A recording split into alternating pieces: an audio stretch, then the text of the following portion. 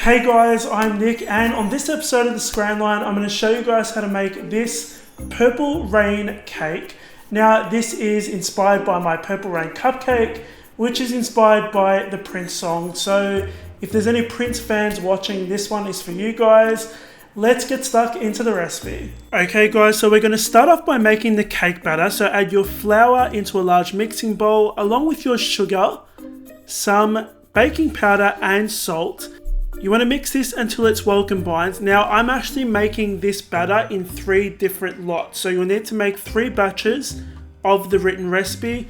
It's all explained in the recipe, which you can find on my website. Next we're going to add our softened butter and mix that until it reaches a crumbly sand-like texture. Then you want to add your milk. I'm going to be using some blackberry essence, eggs, oil, Greek yogurt, and you want to whisk everything up. Now I've got an 8-inch cake tin here, and I'm just going to spray it lightly with some oil. Then we're going to line the bottom with some baking paper. So you're going to be making 3 batches of this batter. 2 batches of that is going to be spread evenly amongst 3 8-inch cake tins. And 1 batch of the batter will be spread amongst 3 6-inch cake tins, because this cake is going to be 2 tiers. Now, because we're going to have 3 different shades of purple, we're going to have 1 shade light, 1 medium, and 1 dark. So I've got all of the color combinations. You want to bake these for about 30 to 40 minutes and then transfer them to a cooling rack. Guys, we're going to do the same thing to our buttercream frosting. So I'm using Swiss meringue buttercream frosting. You can find the recipe for that on my website. Now I'm using a hand mixer to mix these because I find with the Swiss meringue frosting, it's very difficult to get that food gel into the Swiss meringue for some reason. It's much easier and colors much better with a hand mixer. So all up with our frosting, we're going to have 5 different shades of purple. Okay guys, so our cakes are baked and our frosting is coloured. We're ready to crumb coat this cake. We are going to trim them into 2 layers. Now this is completely optional, but I'm going to add some simple syrup on there to make these just a little bit extra moist. So I'm going to start off by adding a little dab of buttercream frosting on top of my cake board. We're going to add the first layer of the darkest shade of purple cake. We're going to add some frosting on top of that. Spread it nice and evenly. I'm using a small offset spatula. And then you want to add your second layer of your darkest shade of purple cake. Repeat that, starting with the darkest shade of cake and frosting from the bottom, working your way up to the top with the lightest shade of cake and frosting. So we're going to get that nice ombre effect.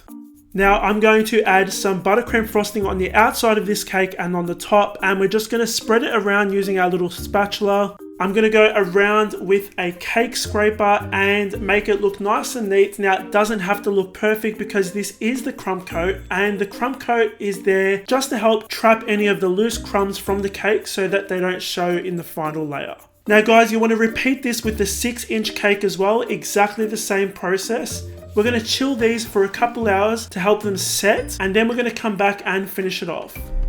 Okay guys, so now that our cakes have chilled, and because this cake is going to be 2 tiers, what we're going to do is we're going to insert 3 bubble straws into the 8-inch cake. Add a little dab of frosting on top of your 8-inch cake and then spread it around a little bit. Pop your 6-inch cake on top, and that frosting that we added is going to help everything stick. Okay guys, so our cake is almost done. This is the funnest part, but also the most time consuming. So pop a podcast on or your favorite Beyonce album. So I'm using a Wilton number 32 star tip and a small round tip to frost an ombre effect, a little bubble frosting on the outside of my cake. So the best way to get a nice ombre effect of frosting is to create like about a 1.5-inch layer of the darkest shade of frosting down the bottom. Then we're going to add some random dabs on top of that layer, and then in that random dabs we're going to add the next shade of frosting. So it's kind of going to give us a nice smooth ombre effect, if that makes sense. And guys, once you get to the top and it's been a couple days later, then you are finished and this thing is ready to serve. And guys, that is pretty much it. Okay guys, so that was my Purple Rain cake. I hope you guys enjoyed watching this video. If you did, make sure you give this video a thumbs up. This helps me in the YouTube algorithm. It also gives me a high for the day. When I see lots of likes, I know I'm doing something right. Now it is shout out time as usual. So in the last video, I asked you guys to tell me what you wanted to be when you were younger and to leave a comment down below. Now, lots of you guys responded with lots and lots of lovely comments. So I had lots of fun reading them. I'm gonna give a shout out to Regaza F. She writes, I wanted to be a painter or cartoon artist, but I was told that those careers wouldn't give me enough money to live well, and I was not good enough. If I could travel back in time and go to my childhood and tell myself not to be scared for those things people said to me and keep painting and drawing. Thank you so much, Nick, for this recipe. Thank you so much, Regaza, for your lovely comment. That actually gives me an idea for the next video's question, which is, if you could go back in time to your childhood self, what would you tell yourself? I would probably tell myself to not worry as much, just have a little bit more fun, that everything is going to turn out okay.